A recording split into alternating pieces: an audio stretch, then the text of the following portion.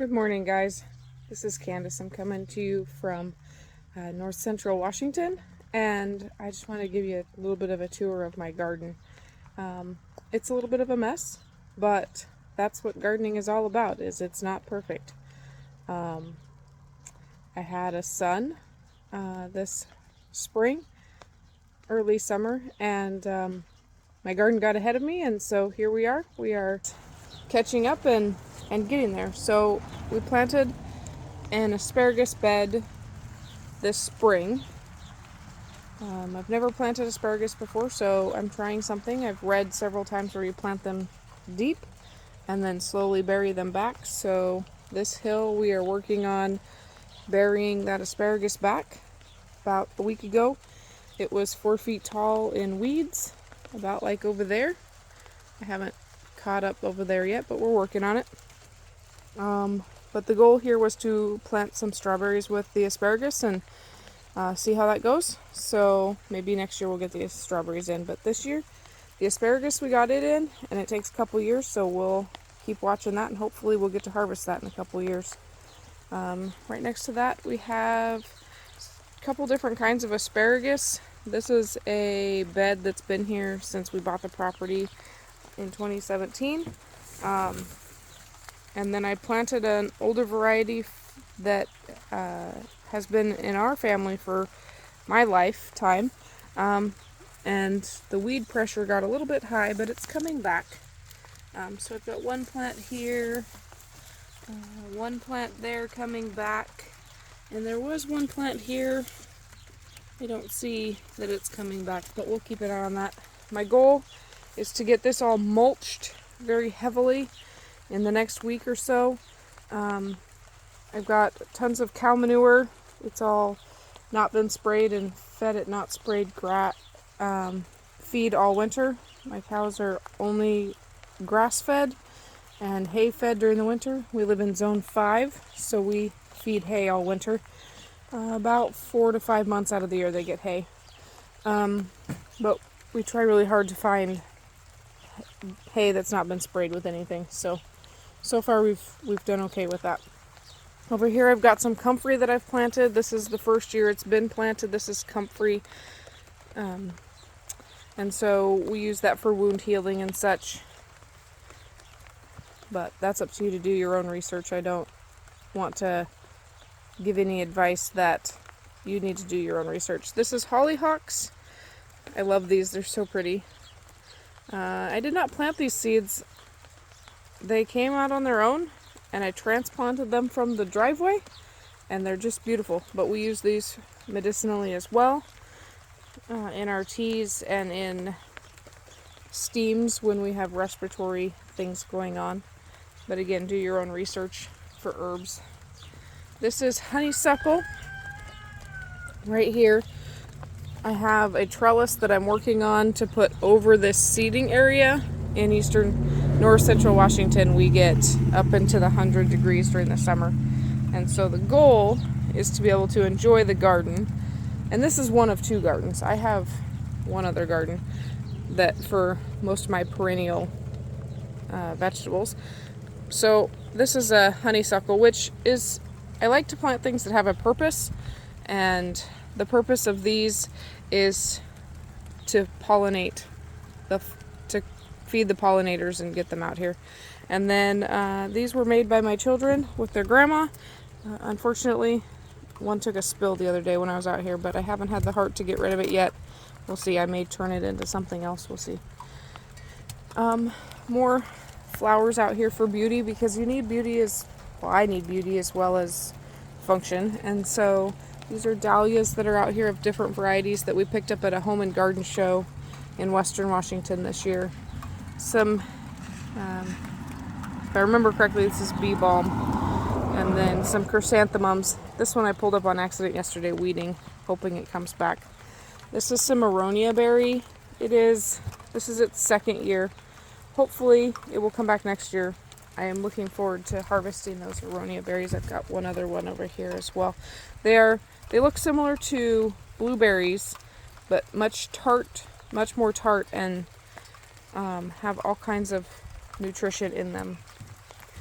This is amaranth that came back.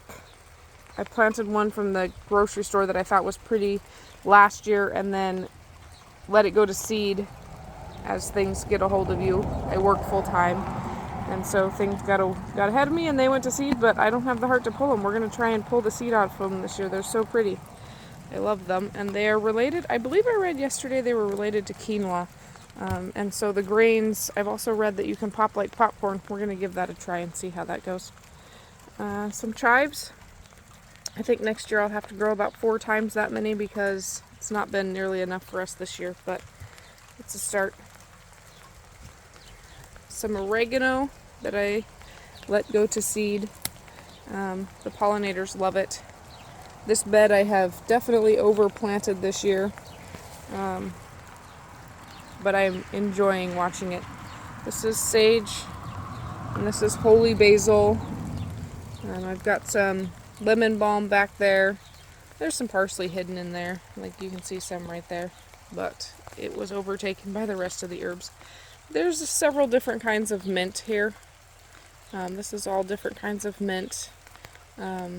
This is lemon balm, and then this is mojito mint, and chocolate mint and spearmint and orange mint are all in here. Just enjoy the different flavors, but it does take over. Obviously some chamomile is right here. We've been harvesting that.